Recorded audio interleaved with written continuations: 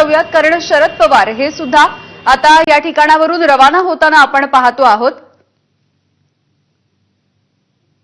आज मुख्य निवडणूक अधिकाऱ्यांची महाविकास आघाडी आणि मनसेचे शिष्टमंडळ ही भेट घेणार आहे आणि या भेटीच्या निमित्तानं उद्धव ठाकरे, राज ठाकरे, बाळासाहेब थोरात, शरद पवार ही सगळी मंडळी एकत्र जमतेय आणि त्यानंतर मंत्रालयामध्ये 7व्या मजल्यावरती असणाऱ्या या ऑफिसमध्ये ही भेट होईल आणि चर्चा केली जाईल।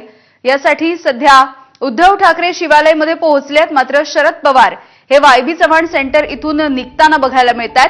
दुसरीकडे राज ठाकरे देखील या ठिकाणी अगदी थोड्याच वेळात पोहोचतील। भाकपचे अजित नवले हे सुद्धा शिवालय या ठिकाणी पोहोचलेले आहेत।